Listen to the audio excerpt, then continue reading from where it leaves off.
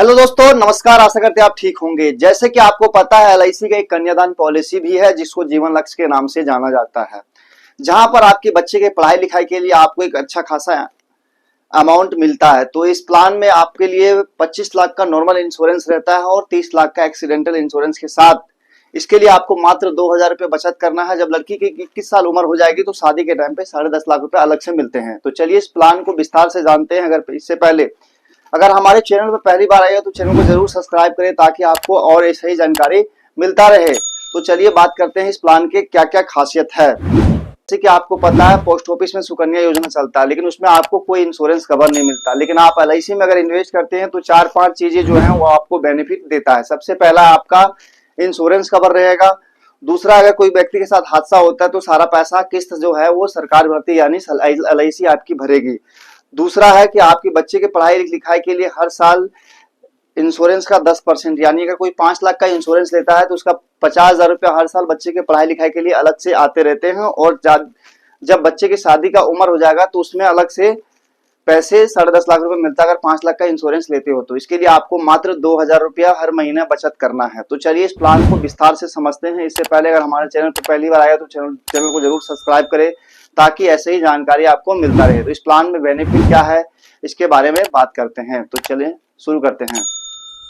तो बात करते हैं जीवन लक्ष्य प्लान, जो कि 733 प्लान नंबर है, जिसको जीवन लक्ष्य प्लान को हम कन्यादान प्लान के नाम से जाना जाता है। जैसे कि बच्चे के पढ़ाई लिखाई या बच्चे की शादी के लिए आप इकट्ठा कर सकते हो। तो इस प्लान के बारे में बात करते हैं। वैसे तो 18 साल व्यक्ति जो है जिसका एज हो जाता है वो इन्वेस्ट कर सकता है, लेकिन यहाँ हम 25 साल के उम्र के हिसाब से एग्जाम्पल से आपको समझाने का प्रयास करते हैं।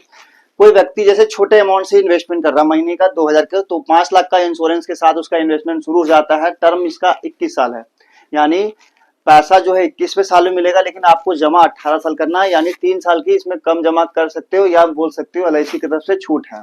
अब बात करते हैं प्रीमियम जमा करने का माध्यम क्या हो सकता है। आपका माध्यम का मतलब आप किस तरह से जमा कर सकते हो। पहला है मंथली, आप जमा करना हो तो मंथली कर सकते हो।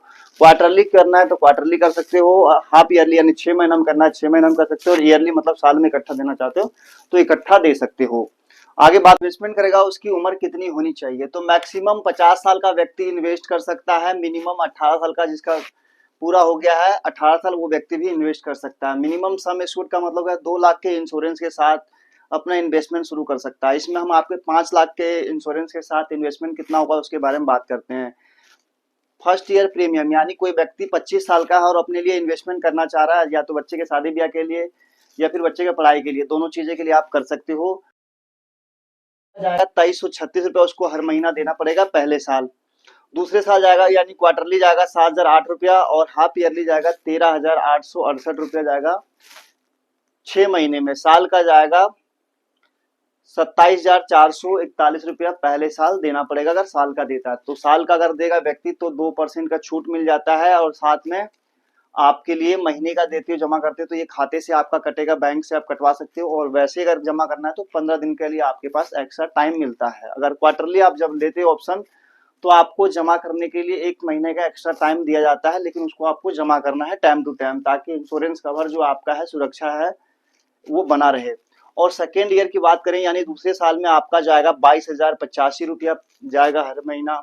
3 महीने में जाएगा 6,857 रुपया, और 6 महीने में जाएगा 13,570 रुपया, और साल का जाएगा 26,850 रुपया आपको हर साल जमा करना है। अब इसके बारे में और साथ में क्या इंश्योरेंस कवर मिलता है उसके बारे में बात करते हैं। तो आपने महीने के 2,000 रुपया आपने इन्वेस्टमेंट कर दिया, लेकिन उसके बाद आपको क्या क्या बेनिफिट मिलता है उसके बारे में बात करते हैं।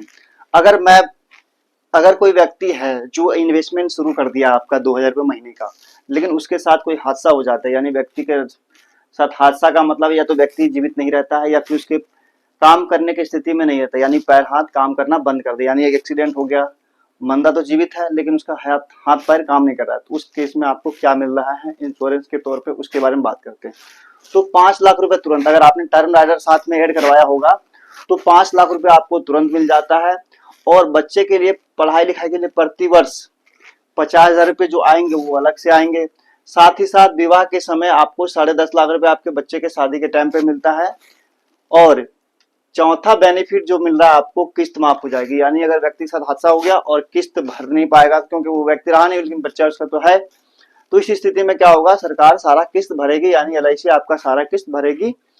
टैक्स का लाभ मिलता है। अगर आपके पास इनकम ज्यादा है और आपने एलआईसी करा रखा तो आपको टैक्स का बेनिफिट मिलता है। साथ ही साथ लोन की सुविधा है। अगर किसी कारण से अगर आपने जमा कर रहे हो और पैसे की जरूरत पड़ गई तो एलआईसी आपको लोन भी देती है।